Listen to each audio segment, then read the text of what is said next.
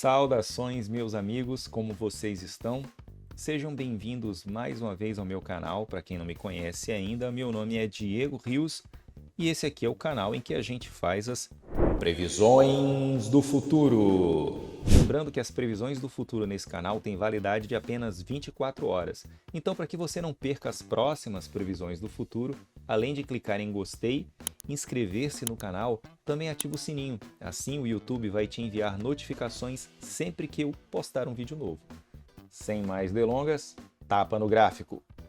Bom, para quem já me acompanha, sabe que eu gosto de começar minhas leituras a partir do Total Market Cap, que nada mais é do que o valor de mercado de todas as criptomoedas listadas ou consideradas aqui por esse agregador CryptoCap. E aqui ele leva em consideração Bitcoin, Ethereum e todas as demais altcoins. A partir desse canal de Fibonacci, a gente pode ver claramente um movimento ascendente do Total Market Cap. Ele vem trabalhando dentro deste canal. Canais tendem a funcionar muito bem como uma ferramenta para você acompanhar a tendência de um ativo. E nesse momento, o que a gente vê é um enfraquecimento da tendência de alta. Aparentemente, o Total Market Cap encontrou uma resistência aqui nos 1 trilhão e 600 bilhões de dólares.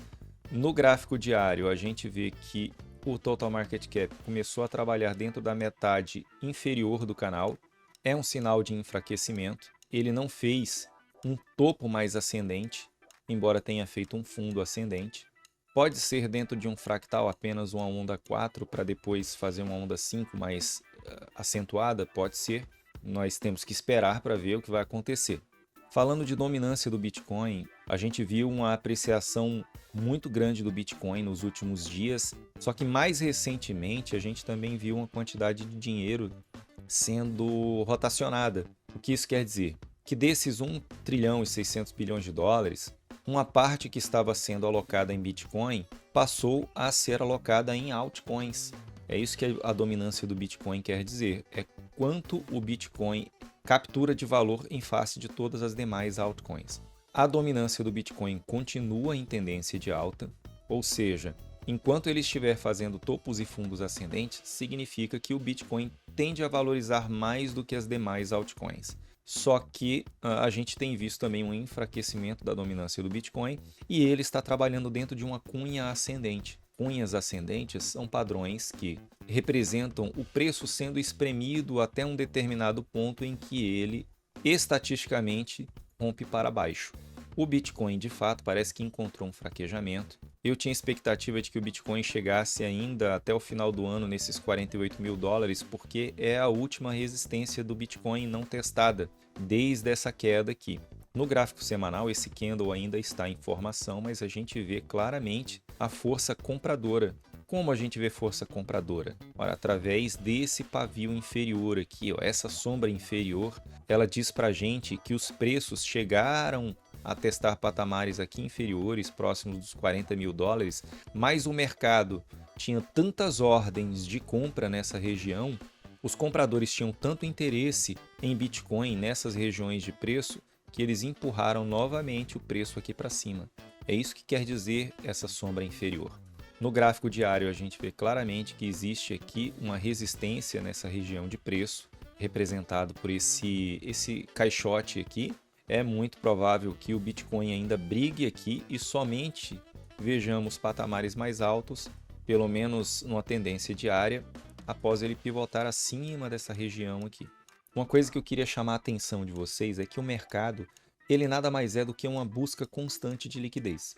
Sempre vai existir liquidez acima, em preços elevados, e liquidez abaixo, em preços inferiores. O que isso quer dizer? O que é essa liquidez? E quando eu estou falando em liquidez, nessa busca de liquidez, isso nada mais é do que os grandes institucionais buscando regiões de preço em que haverá liquidação dos alavancados de alta e de baixa. Quando você alavanca no ativo, significa que você está aportando mais dinheiro do que você tem. Algum protocolo está te emprestando dinheiro e o contrato com esse protocolo prevê que se o preço for no sentido contrário do que você está especulando, apostando, aquele contrato vai ser encerrado e a sua margem vai ser liquidada. Aquilo que você deu de margem, de garantia para aquele empréstimo, ele vai para as mãos do formador de mercado, daquela pessoa que te emprestou o recurso. Então, o que aconteceu aqui nada mais foi do que um excesso de alavancagem de alta, obviamente, porque a gente vê que o Bitcoin tem sido fortemente especulado por causa do ETF. O ETF, para quem não sabe, é uma representação de um ativo na bolsa.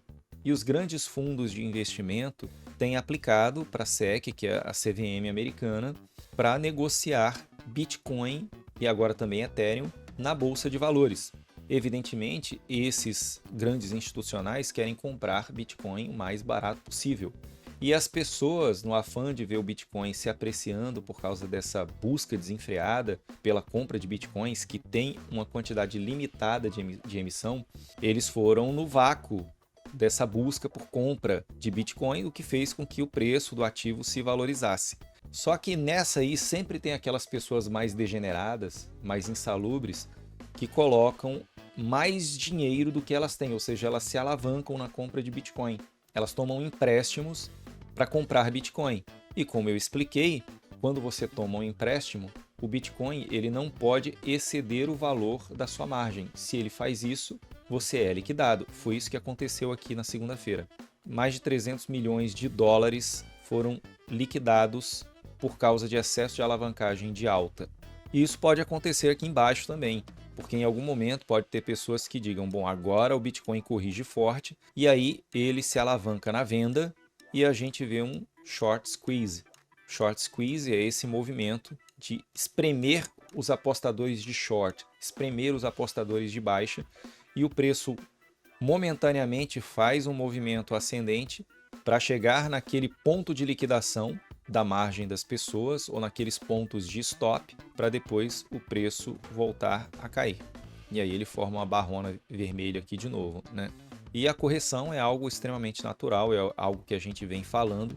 A gente não tem condição de adivinhar até onde vai a subida. É por isso que a gente se vale de alguns indicadores. Quando a gente pensa em gráfico semanal, eu gosto de usar o MACD. O MACD semanal ele continua apontando para cima, mas já apresentando um histograma mais claro, significando que em algum momento, se o preço continuar desta maneira, se comportando dessa maneira, ao longo da semana, nós veremos um histograma mais baixo e mais claro, tendendo a fazer uma barriguinha assim para baixo, ó, fazer esse movimento para baixo. De fato, no diário, a gente vê indicadores fazendo movimentos descendentes, como é o RSI, o estocástico também tem apontado para baixo. O MACD no diário também está apontando para baixo. Vejo que ele está imprimindo histogramas cada vez mais acentuados em patamares negativos. Não me parece que é um momento de você sair ainda. Não vejo sinais de desespero, de querer sair do mercado agora, porque muito embora os indicadores estejam apontando para baixo em gráfico diário, eles ainda estão acima da região 50, o que significa ainda tendência de alta. Os preços ainda estão fazendo topos e fundos ascendentes. A média 14, que tem norteado a nossa tendência de alta mais de curto prazo, ela continua a ser respeitada como suporte. Veja que ela perdeu momentaneamente. Por apenas um dia, ela ficou abaixo da média 14 e rapidamente voltou. Enquanto eu não vejo a média 14 ser respeitada como resistência, enquanto eu não vejo ela deixar de ser um suporte e começar a ser uma resistência, eu não vejo por que a gente pensar em vender nada.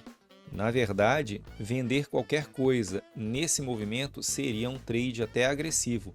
Para mim, enquanto não pivotar abaixo da média de 42 dias, eu não vejo por que a gente pensar em reversão de tendência. O Ethereum fez um movimento curioso. Em todos os meus vídeos eu vinha trazendo essa situação aqui do Ethereum trabalhando num caixote, né? Nesse caixote semanal, era um caixote semanal que eu havia desenhado. E a gente viu o Ethereum fazer justamente esse pivô aqui no gráfico diário. Essa sombra inferior que a gente está vendo aqui, num fractal menor, nada mais é do que esse pivô aqui, ó. De modo que se o Ethereum fizer um topo mais ascendente, a gente com mais razão vai tentar enxergar Ethereum de fato a 2.500 dólares. Como ele saiu desse canal aqui e respeitou o topo do canal como suporte, o que a gente pode fazer naturalmente é duplicar esse canal. E duplicando esse canal, a gente pode nutrir a expectativa de ver Ethereum usar a meiuca do canal como próxima resistência, que conflui com aquela nossa expectativa, né, de $2.500 e, subsequentemente, os $3.000 que eu também vinha falando. A gente pode ver ainda Ethereum a cerca de $3.300 porque é uma região de briga antiga. Só que tem algumas coisas que estão dificultando a vida do Ethereum, e uma delas é a Solana. A Solana, ela tem capturado muito valor de mercado por causa da especulação de airdrops. Nós tivemos um airdrop de um protocolo chamado Gito, que deixou muita gente endinheirada, viu? Foi gente que ganhou 10, 20, 30 mil dólares de airdrop desse protocolo Gito. E a Solana tem capturado muito, muito valor de mercado. De modo que se a gente presenciar uma queda de fato da dominância do Bitcoin, mantendo-se o total market cap, o que a gente vai ver, na verdade, é capital que estava no Bitcoin ser alocado para outros ativos.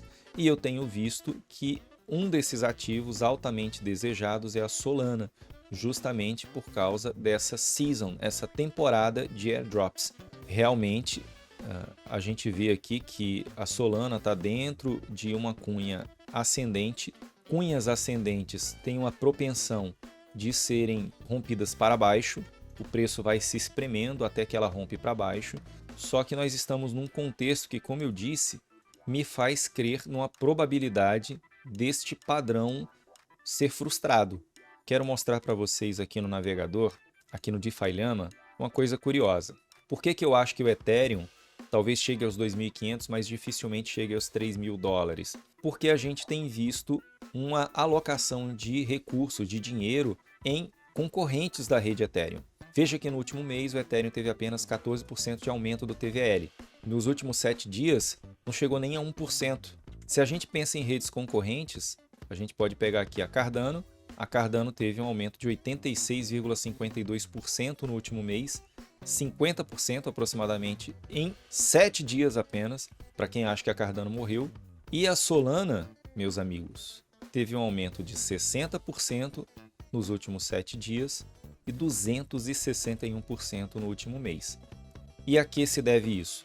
Se deve justamente a essa temporada de airdrops que a gente tem visto acontecer.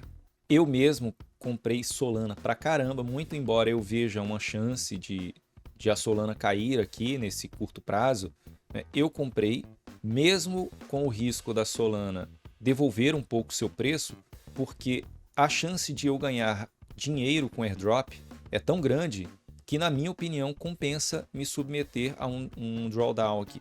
E caso a Solana rompa para baixo, o que eu vejo é ela chegar até $61 aproximadamente. Enquanto a gente não enxergar uma correção mais forte, não vejo a Solana em patamares inferiores, mas caso ela perca aqui esses $61, o mais provável é que a gente veja essa última região de preço aqui, que foi um ponto em que o ativo respeitou como suporte, que é aqui em torno dos $51. E claro, eu entrei um pouco aqui atrás, mas ainda que você tenha a mesma ideia, você não veria a tua Solana desvalorizar mais do que 15%, sendo realista, e até uns 30% sendo pessimista. E ver um ativo desvalorizar 30% no bull market é absolutamente normal e não faz a menor diferença para quem pensa em Solana voltando ao seu all-time high, ou seja, ao seu preço mais alto historicamente, o que representaria no momento atual uma alta de quase 240%, pouco mais que isso. Então, perder 30% agora não é algo tão significativo dentro desse contexto de chance de ganhar dinheiro com airdrop. Porque o que a gente vê sendo distribuído de airdrop tende a ser muito maior do que essas desvalorizações aqui. Realmente, se você pega ela aqui mais abaixo, ao invés de 240, né, você vai ver 300%.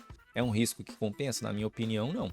Eu não acho que vale a pena você ficar de fora, porque, como eu te mostrei ali no DeFi Lama, o que a gente tem visto é dinheiro entrando no protocolo Solana. Então, para mim, existe uma chance atualmente por causa disso. Não estou falando graficamente, tá? Graficamente, pensando em price action, de fato, a tendência é de que a Solana corrija. Mas dentro daquele contexto de airdrop, vendo o tanto de dinheiro que está entrando, fazendo uma análise contextual, eu entendo que esse padrão aqui de cunha ascendente tem uma chance enorme de ser invalidado. E para mim não faz diferença, porque como eu disse, eu estou especulando airdrop, então para mim é mais vantajoso me submeter ao risco de ver a Solana depreciar, porque o airdrop deve me render muito mais dinheiro do que eu sair agora para recomprar mais embaixo. Então é melhor para mim ficar exposto. Near Protocol para mim continua sendo uma das maiores apostas. Near está trabalhando em cima dessa linha de tendência de alta. O RSI está de fato apontando para baixo, está convergente com este movimento. A Near tem respeitado 2,24, essa região de preço aqui como suporte, porque é uma região muito antiga, que data desde janeiro desse ano. Mas eu tenho a expectativa de comprar Near ainda a $2 novamente, talvez a 1,45, sendo muito otimista. Near a $2 aí é para entrar pesado mesmo. Se a gente enxergar uma correção mais forte, aí Near a 1,45 pode ser uma compra mais realista. E para eu não ficar sem recurso nesse processo, o ideal é que eu não gaste todo o meu dinheiro quando o Near chegar a $2. O ideal é que aqui no gráfico de 4 horas eu faça o meu DCA quando o Near tocar o suporte do RSI ou quando o estocástico chegar aqui em níveis mínimos. E enquanto isso não acontecer, não faço nada, vou só observar. No gráfico de 4 horas, Near chegou a ficar abaixo da média 14, rompeu momentaneamente, voltou fazendo um candle doji e agora está superando de novo. É um candle ainda em formação, a gente não deve fazer nada com essa informação ainda. E para terminar, eu quero apresentar para vocês duas geminhas de narrativas diferentes. São gemas que podem entregar uma simetria gigante, monstruosa, enorme. E como eu disse, são duas narrativas diferentes. A primeira delas é a narrativa de inteligência artificial. Eu estou falando da Fetch.ai. A Fetch.ai é um ativo que tem ganhado muita atenção do mercado. Nesse momento eu não compraria Fetch porque no gráfico diário ela está fazendo uma divergência bearish, ou seja, nós temos visto os preços trabalharem em um movimento ascendente, mas o RSI tem demonstrado um fraquejamento. Exceção é nesse movimento local, porque aqui ele está convergente, mas enquanto o RSI não superar isso aqui, esse 74, eu ainda tenho visto uma divergência que vem se arrastando desde outubro desse ano. Vocês vejam que na semana a FET teve um aumento de 26%. No diário, nesses últimos 3 dias, a gente viu FET apreciar cerca de 40%. É um ativo que realmente tem capturado muito valor, vale a pena ficar de olho. E se você pensa em aportar na narrativa de inteligência artificial, FET é um que deve ganhar sua atenção, na minha opinião. E a segunda gema é da narrativa de GameFi. A narrativa de GameFi tem ganhado muita força, não que ela venha entregar algo de concreto. E num bull market nada precisa entregar nada de concreto. O que precisa é de uma boa promessa, uma boa narrativa que atraia a atenção dos investidores, que aportem recursos no projeto e que façam ele apreciar. Esse token SHRAP, ele é de um jogo assemelhado a Call of Duty, Counter-Strike. Para quem é gamer, faz muito tempo que eu não jogo, mas eu gostava muito desse tipo de jogo, de 3D shooter. E é um ambiente em que as pessoas gastam muito dinheiro em ativos que são chamados como cosméticos, né? Existem maneiras de você personalizar sua conta, as pessoas gostam disso e gastam uma fortuna nisso. Não só nesse tipo de jogo, mas um jogo que os pais aí talvez tenham gastado muito dinheiro, o Roblox, que a molecada gosta de gastar dinheiro nisso. Muitos presentes de aniversário eram aqueles cartões vale presente de dinheiro para você gastar dentro do jogo. SHRAP é um ativo que é para ser utilizado dentro desse jogo, Shrapnel. Está em desenvolvimento ainda, ele parece que vai ter uma rodada de teste, alguma coisa assim.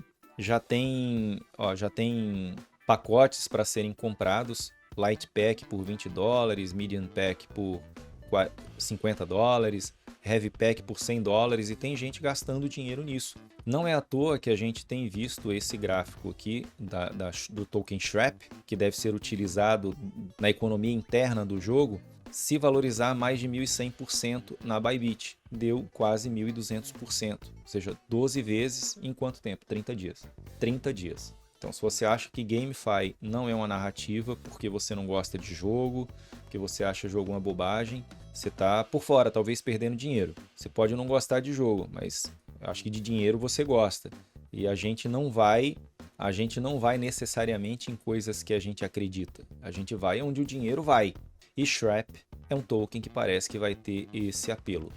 E é isso aí, pessoal. Tem alguma narrativa que você acredita que também tem um apelo para esse bull market? Então deixa o comentário que eu vou ter o maior prazer em te responder. E se você quer que eu analise algum ativo, tem alguma coisa que está no teu radar e não está no meu, também deixa o comentário que eu vou ter o maior prazer em analisar no próximo vídeo. Para você que ficou até o final, meu muito obrigado. Peço de novo que você deixe o seu like, caso não tenha deixado ao longo do vídeo. Também inscreva-se no canal e ative o sininho. Eu vou ficando por aqui. Repito, a correção é esperada, é saudável, é natural, mas para o time frame que eu estou olhando, é alta infinita, é riqueza. Até a próxima.